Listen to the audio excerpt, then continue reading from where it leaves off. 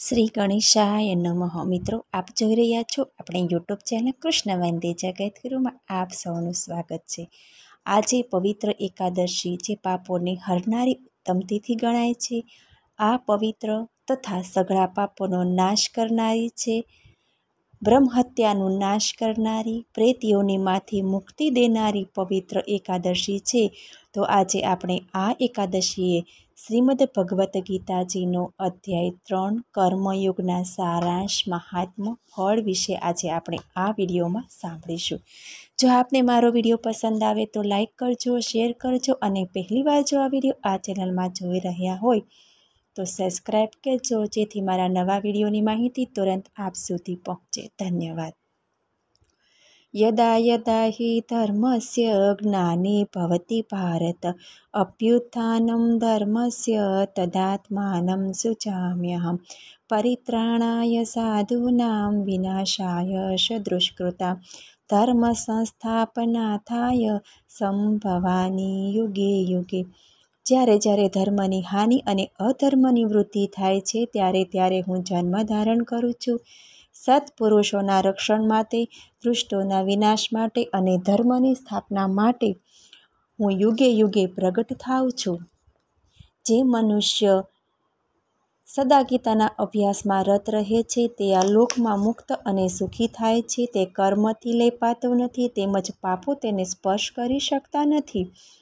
શ્રી કૃષ્ણ કહે છે કે જ્યાં ગીતાનો વિચાર, ભણવું, ભણાવવું કે શ્રવણ થાય છે ત્યાં હું સદાય વાસ કરું છું. શ્રી કૃષ્ણ કહે છે કે હું ગીતાના આશ્રયે રહું છું. ગીતા મારું ઉત્તમ ઘર છે અને ગીતાના જ્ઞાનનો આશ્રય કરીને હું ત્રણેય લોકનું પાલન કરું છું. ગીતા એ અતિ અવર્ણનીય પદોવાળી, અવિનાશી, અર્ધમાત્રા તથા અક્ષરરૂપ મારી નિત્ય બ્રહ્મરૂપિણી પરમ શ્રેષ્ઠ વિદ્યા છે. તેમાં કોઈ શંકાને સ્થાન નથી. તે ત્રણ વેદરૂપ પરમાનંદ તત્વરૂપ પદાર્થના જ્ઞાનથી યુક્ત છે. જે મનુષ્ય સ્થિર મનવાળો થઈ નિત્ય ગીતાના 18 અધ્યાયનો જપ કરે છે તે જ્ઞાનરૂપી સિદ્ધિને પામે છે. પછી તે પરમ પદને પ્રાપ્ત થાય છે. સંપૂર્ણ પાઠ કરવામાં જો અસમર્થ હોય તો અડધો પાઠ કરે તો પણ તેને ગૌદાનના પુણ્યનું ફળ મળે છે. ત્રીજા ભાગનો પાઠ કરે તો તેને ગંગા સ્નાનનું ફળ મળે. છઠ્ઠા ભાગનો જો પાઠ કરે તો સોમયાજ્ઞનું ફળ મળે. અને જે મનુષ્ય ભક્તિયુક્ત થઈ જો એક અધ્યાયનો પણ પાઠ કરે તો તે રુદ્રલોકને પામે છે. જે મનુષ્ય નિત્ય એક અધ્યાય, એક શ્લોક અથવા એક શ્લોકનો એક ચરણનો પાઠ કરે તો તે મન્વંતર સુધી મનુષ્યપણાને પામે છે. જે મનુષ્ય ગીતાના 10, 7, 5, 4, 3, 2, 1 કે અડધો કે શ્લોકનો પાઠ કરે તો તે અવશ્ય 10,000 વર્ષ સુધી ચંદ્રલોકને પામે છે. ગીતા એવો ઉચ્ચાર કરતો મરણ પામે જો વ્યક્તિ તો સદગતિ પામે છે. ગીતાના અર્થનું શ્રવણ કરવામાં તત્પર થયેલો માણસ મહાપાપી હોય તો પણ વૈકુંઠને પામે છે. ગીતાનો આશ્રય કરીને જનક આદિ અનેક રાજવીઓ પાપરહિત થઈ લોકમાં ગવાયા છે અને પરમ પદ પામ્યા છે. જે ગીતાનો પાઠ કરી મહાત્માનો પાઠ કરતા નથી તેનો પાઠ નિષ્ફળ જાય છે. ત્રીજા અધ્યાયનો સારાંશ. અર્જુન શ્રી કૃષ્ણ પૂછે છે કે આપ તો જ્ઞાનને જ કર્મ કરતાં વધારે સારું માનો છો, તેમ છતાં આપ મને આ ઘોર કર્મમાં કેમ જોડો છો? આનો જવાબ આપતા શ્રી કૃષ્ણ કહે છે કે કર્મ તો દરેકને કરવું જ પડે. કોઈ પણ મનુષ્ય એક ક્ષણ પણ કર્મ કર્યા વિના રહી શકતો નથી. અન્નથી પ્રાણીઓ ઉત્પન્ન થાય, વરસાદથી અન્ન ઉત્પન્ન થાય, યજ્ઞથી વરસાદ થાય ને યજ્ઞ કર્મથી થાય છે. આમ યજ્ઞ કરવા માટે તો કર્મ કરવું જ પડે. ભક્તિ પ્રધાન કર્મયોગની વિધિથી મમતા, આસક્તિને કામનાઓનો ત્યાગ કરી શ્રી કૃષ્ણ પર વૃત્તિથી કામ કરવું જોઈએ એમ જણાવ્યું.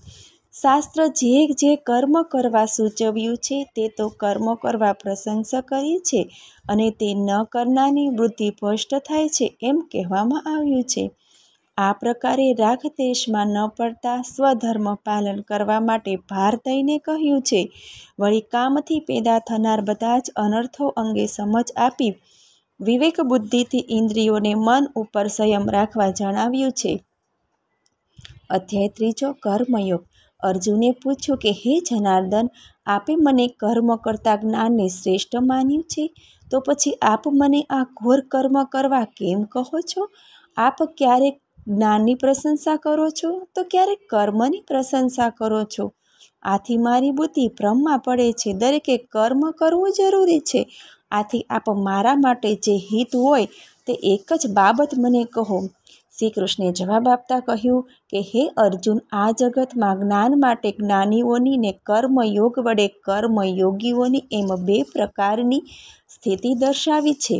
નિત્ય નૈમિતિક કર્મો કર્યા વગર અંતઃકરણની શુદ્ધિ થતી નથી. અંતઃકરણની શુદ્ધિ વિના જ્ઞાનનો લાભ થતો નથી. જ્ઞાનના લાભ વિના મોક્ષ પ્રાપ્તિ થતી નથી. કર્મ ત્યજવાથી મોક્ષ પ્રાપ્તિ કદી થતી નથી. કોઈ પણ મનુષ્ય કર્મ કર્યા વિના એક ક્ષણ પણ રહી શકતો નથી, કારણ કે બધા પ્રાણીઓ પ્રકૃતિના ગુણોને વશ થઈ કર્મ કરે છે. જે કર્મેન્દ્રિયોનો સંયમ કરી મનથી ઇન્દ્રિયોનું સેવન કરે છે તે મૂર્ખને દંભિક કહેવાય છે. પણ જે મનુષ્ય મનથી જ્ઞાનેન્દ્રિયોને દબાવી ફળ માટે આસક્ત થઈને કર્મયોગનું અનુષ્ઠાન કર્મેન્દ્રિયો દ્વારા કરે છે તે શ્રેષ્ઠ છે. સંધ્યા, ઉપાસના વગેરે કર્મ દરરોજ કરવા જોઈએ. જો તું બધી રીતે કર્મ કરવાનું છોડી દેશે તો તારું શરીર પણ ટકી શકશે નહીં. ઈશ્વર નિમિત્ત કર્મ સિવાયના બધા કર્મ બંધનમાં નાખનાર છે. આથી ફળની ઈચ્છા ત્યજી દઈ તું કર્મ કર.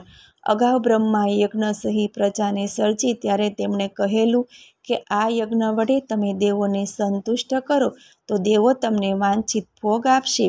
પરંતુ તેમણે એમને પણ જણાવ્યું કે તમે દેવોને અર્પણ કર્યા વગર ભોગવો તો તમે ચોર કહેવાઓ.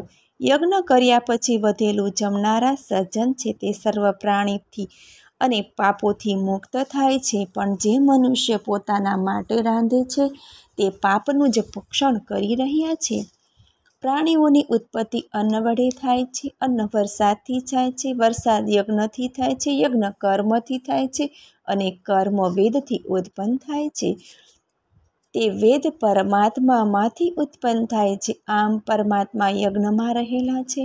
માટે યજ્ઞાદિ કર્મ તો કરવા જોઈએ. જે મનુષ્ય જગતમાં યજ્ઞાદિ કર્મ કરતો નથી તે ભારરૂપ છે, તે વૃથા જીવે છે. પરંતુ જે પોતાના આત્મામાં રાજે છે, આત્મામાં તૃપ્ત રહે છે ને આત્મામાં જ સંતોષી રહે છે તેને કોઈ કર્મ કરવાનું રહેતું નથી. જનક વૈદેહી જેવા રાજવી પણ ફળમાં આસક્ત રહી કર્મ દ્વારા ઉત્તમ સિદ્ધિ હાંસલ કરી શક્યા હતા. તેથી મનુષ્યોને ધર્મમાં પ્રવૃત્ત કરવા માટે તું પણ કર્મ કર. મોટા માણસો જે કંઈ આચરણ કરે છે તેનું અનુકરણ નાના કરે છે. હે અર્જુન, મારે પોતાને ત્રણેય લોકમાં કંઈ જ કરવાનું મેળવવાનું નથી, છતાં હું કર્મમાં પ્રવૃત્ત રહું છું. જો હું કર્મ ન કરું તો બધા મારું અનુકરણ કરવા માંડશે ને કર્મોને છોડી દેવાથી નાશ પામશે. આથી કરીને વર્ણશંકર પ્રજા ઉત્પન્ન થશે. હું વર્ણશંકરતાનું સર્જક ને તેના અધઃકરણનું કારણ બનું. બધા જ કર્મો ઇન્દ્રિયો મારફત કરવામાં આવે છે. અજ્ઞાની મનુષ્ય કર્મમાં આસક્ત થઈ કર્મ કરે ને હું કરું છું એમ માની લે છે. જ્યારે જ્ઞાનીઓ કર્મમાં આસક્તા થયા વગર કર્મ કરે છે. હું પરમાત્માનો અંશ છું ને એવી પ્રેરણાથી હું કાર્ય કરું છું એવો નિશ્ચય કરીને જે કર્મ કરવામાં આવે છે તે મને અર્પણ કરી ફળની આશા છોડી દે. અહંકારનો ત્યાગ કરીને શોકરહિત થઈ યુદ્ધ કર.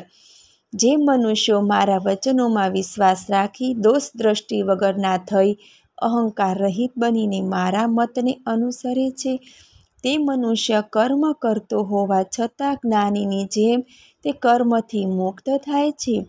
દરેક ઇન્દ્રિયને પોતાના રાગદ્વેષ રહેલા છે. તે રાગદ્વેષને વશ ન થવું.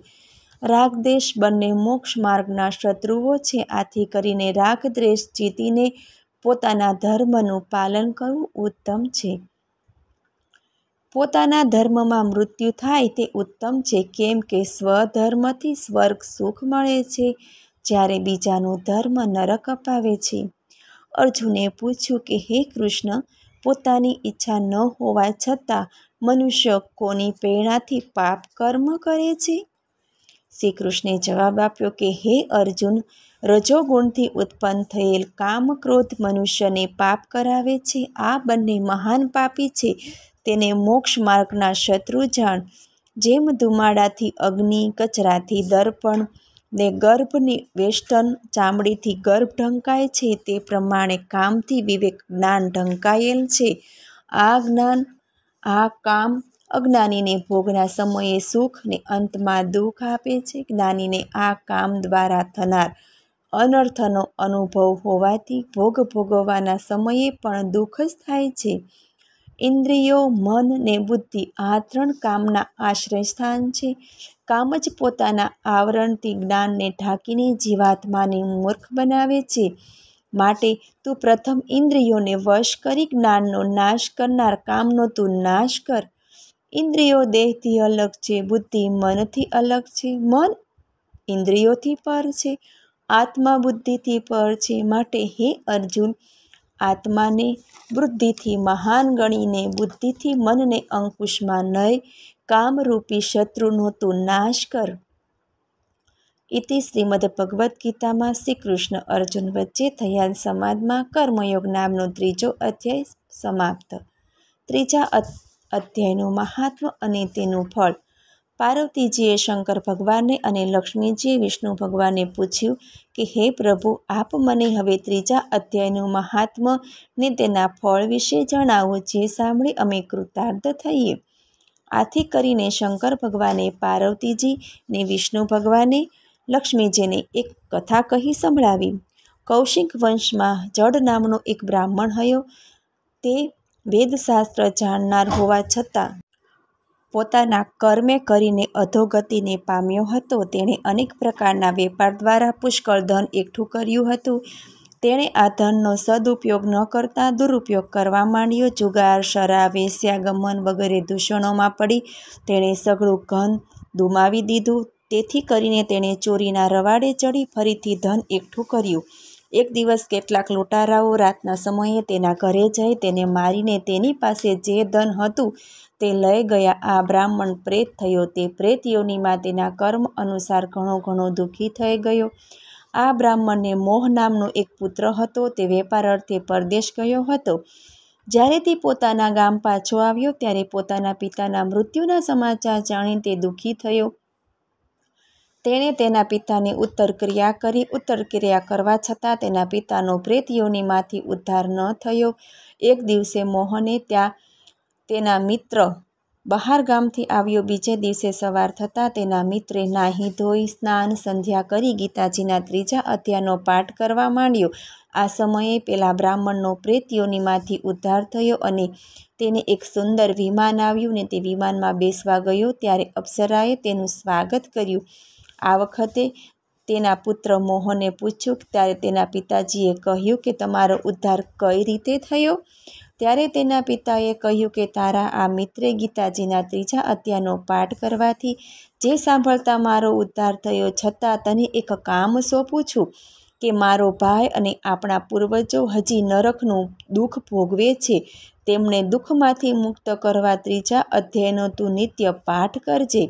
આ પ્રમાણે બ્રાહ્મણ પુત્રે 3જા અધ્યાયનો નિત્ય પાઠ કરવાથી તેના પુણ્યના બળે તેના પૂર્વજોનો ઉદ્ધાર થયો. સાથે સાથે તે અને તેનો મિત્ર મૃત્યુ પછી વૈકુંઠને પામ્યા. જો નીલ પર્વત જેટલું કાજળ હોય, મહાસાગર જેટલો ખડિયો હોય, કલ્પવૃક્ષના ડાળીની કલમ હોય, પૃથ્વી જેવડો કાગળ હોય અને આ બધું લઈને સાક્ષાત સરસ્વતી સતત લખ્યા કરે તો પણ હે નાથ, આપના ગુણોનો પાર આવે નહીં. કરારવિંદેન પદારવિંદે મુખારવિંદે વિનિવેશયત્નમ પટસ્ય પટસ્ય પોટેશાનમ બાલમુકુંદમ મનસા સ્મરામિ. શ્રી કૃષ્ણ ગોવિંદ હરે મુરારે, હે નાથ નારાયણ વાસુદેવા. जिह्वे प्रविश्वामुत्मेत देवे गोविंद दामोदर माधवेति. हे मोहन, हे गोविंद, हे गोपाल, हे घनश्याम, तारी लीला अकळ छे ते घणाने मार्या घणाने तार्या.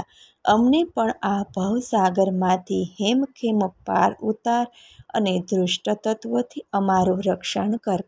મને સાંભળવા બદલ ધન્યવાદ. જો આપને મારો આ વિડીયો પસંદ આવે તો લાઈક કરજો, શેર કરજો અને પહેલીવાર જો આ વિડીયો આ ચેનલમાં જોઈ રહ્યા હોય તો સબસ્ક્રાઈબ કરજો, જેથી મારા નવા વિડીયોની માહિતી તુરંત આપ સુધી પહોંચે. ધન્યવાદ. જય શ્રી કૃષ્ણ.